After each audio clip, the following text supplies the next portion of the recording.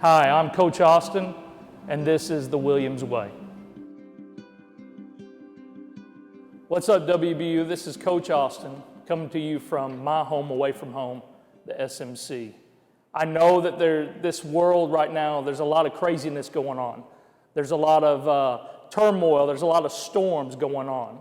But I want to encourage you, because the one thing that we can know for certain, no matter how crazy our life gets, is that we have a good God. We have a God that loves you. We have a God that He's almighty, He's sovereign. He's not surprised by any of this that's going on in the world today. And I'm reminded from a story in Matthew chapter 14.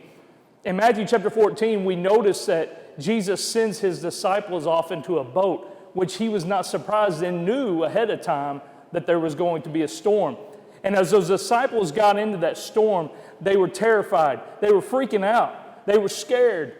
And as they're looking around and they're noticing how big this storm is, they look off to a distance and they think that they see a ghost. But what they see in verse 27 of chapter 14 in Matthew, we see where Christ says, "Take courage, it is I."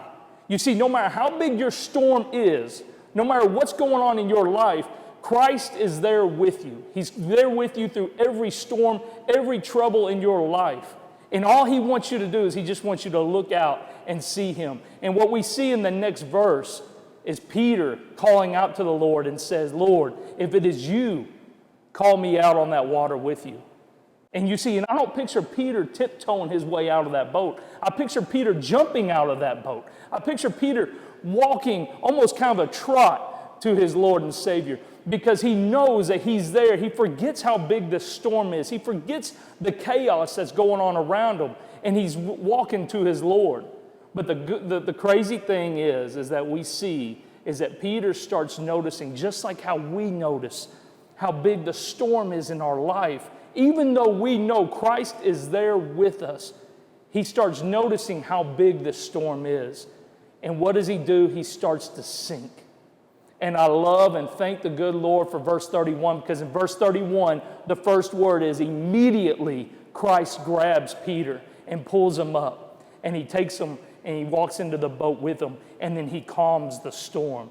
You see, no matter what's going on, no matter how big that storm was, even though Christ knew Peter was going to question and he was going to notice how big that storm is, when He just said, "Focus on Me, I will carry you through the storm, and I will take you and I will put you in the boat with Me." You see, right now, what God did is God has pressed the stop button on the treadmill of life. You see, we were running, we were doing our own thing, and then God pressed the stop button. And the reason why He pressed that stop button is because I feel like we were focusing on other things outside of Him. And then once we focus on Him, He's going to take you, He's going to bring you into the boat, and He's going to comfort us, and He's going to calm the waves.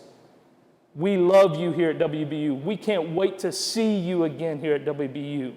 And God is here, and God is always around, and God is sovereign, and God has a plan outside of our own minds. And that is what is so great about that story, is that God knew that those disciples, the followers, the ones that were just dear to Him, were going to go through that storm. He knew it, and He was going to be there with them.